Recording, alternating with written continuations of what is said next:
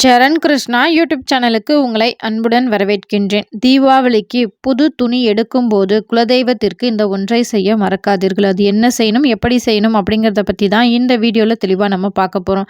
நம்ம சேனலில் உள்ள வீடியோவை ஃபஸ்ட் டைம் நீங்கள் பார்க்குறீங்க அப்படின்னா மறக்காமல் நம்ம சேனலை சப்ஸ்கிரைப் பண்ணி வச்சுக்கோங்க. நம்ம சேனலில் தொடர்ந்து குலதெய்வ பதிவுகள், ஆன்மீக தகவல்கள் வந்து கொண்டே இருக்கும். வாங்க வீடியோக்குள்ளே போகலாம். தீபாவளி என்பது மகிஷாசுரனை அழித்த ஒரு நாள். நம்மை விட்டு அனைத்து கஷ்டங்களும் நீங்கிய நாள்.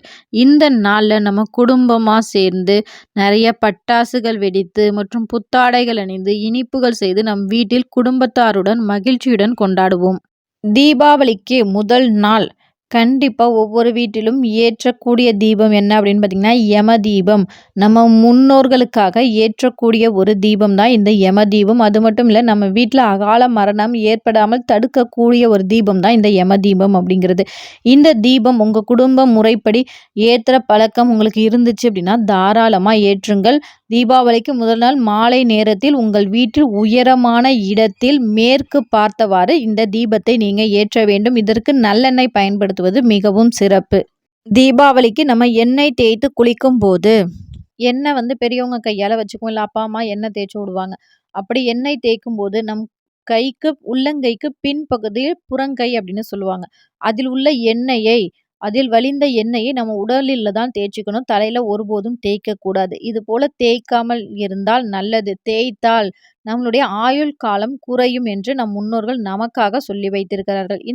தீபாவளிக்கு நீங்கள் ஏற்கனவே ட்ரெஸ் எல்லாம் எடுத்து வச்சிருந்தாலும் சரி, அல்லது இனிமே தான் புத்தாடைகள் எடுக்க போறீங்க அப்படின்னாலும் சரி, உங்கள் குலதெய்வத்தை வேண்டி இந்த ஒரு முடிச்சை எடுத்து வைக்க மறக்காதீர்கள். அந்த முடிச்சை எப்படி வைக்கணும் அப்படின்னு பார்த்தீங்கன்னா, ஒரு வெள்ளை துணி எடுத்துக்கோங்க. அந்த வெள்ளை துணியை மஞ்சள் தூள் கலந்த தண்ணீரில் நல்லாக முக்கி அதை நிழலில் காய வைக்க வேண்டும். காய்ந்த பிறகு அந்த துணியை உங்கள் பூஜை அறைக்கு எடுத்துட்டு வந்து அதில் ஒரு 5 ரூபாய் நாணயம், பித்தளையினால் ஆன 5 ரூபாய் நாணயம் வைத்து அதில் 3 ஏலக்காய், 5 கிராம்பு இதை அப்படியே கட்டி உங்கள் பூஜை அறையில் உங்கள் குலதெய்வ படத்துக்கிட்ட அல்லது குலதெய்வ விளக்கு கிட்ட வச்சிருங்க. இதை ஏன் நம்ம செய்யணும் அப்படின்னு பார்த்தீங்கன்னா, நம் எடுக்கக்கூடிய புத்தாடைகள் அடுத்து நமக்கு பெருகி கொண்டே இருக்கும். நம் வீட்டில் விரய செலவுகள் குறையும்.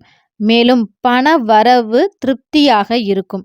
இதற்காக தான் நம்ம குலதெய்வத்திற்கு இந்த முடிச்சு எடுத்து வைக்கிறோம். அது மட்டும் இல்லை, ஒரு அசுரன் அழிந்து நம்ம விட்டு கஷ்டங்கள் நம்மை விட்டு விலகுகின்றது. நம் வீட்டிற்கு நல்ல பண வரவு இருக்கும். பண வரவு சேமிப்பாக மாறும். நீங்கள் எப்போ குலதெய்வ கோவிலுக்கு போகிறீங்களோ அப்போ இந்த முடிச்சை கொண்டு போய் அங்கே உள்ள உண்டியலில் செலுத்திடுங்க. இது போல் செய்யும்போது கண்டிப்பாக உங்கள் வீட்டில் ஒரு நல்ல பண வரவு இருக்கும். தீபாவளி அப்படிங்கிறது நம்ம கஷ்டங்கள் போக வேண்டும் மற்றும் நல்ல விஷயங்கள் நமக்கு நிறைய நடக்கணும்.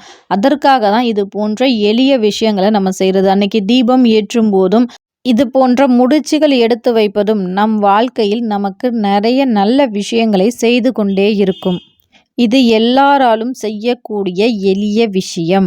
கண்டிப்பாக செஞ்சு பாருங்க. இந்த வீடியோ பார்க்குற உங்களுக்கு உங்கள் குலதெய்வத்தை ரொம்பவே பிடிக்கும் அப்படின்னா மறக்காமல் இந்த வீடியோவுக்கு ஒரு லைக் பண்ணிவிட்டு ஓம் என் குலதெய்வம் நமக அப்படின்னு மனதார வேண்டிக்கோங்க. இந்த வீடியோ உங்களுக்கு பயனுள்ளதாக இருக்கும் என்ற நம்பிக்கையில் மற்றொரு வீடியோவில் சந்திக்கிறேன். இந்த வீடியோ உங்களுக்கு பிடிச்சிருந்தால் லைக் பண்ணுங்கள், ஷேர் பண்ணுங்கள், மறக்காமல் சப்ஸ்கிரைப் பண்ணுங்கள். உங்கள் ஃப்ரெண்ட்ஸ் அண்ட் ஃபேமிலிக்கு இந்த வீடியோவை தயவு செஞ்சு ஷேர் பண்ணுங்கள். அவங்களும் இது போன்ற வழிபாடுகள் செய்து அவங்க வாழ்க்கையும் பல விஷயங்கள் நல்லது விஷயங்களாகவே நடக்கட்டும். நன்றி, வணக்கம்.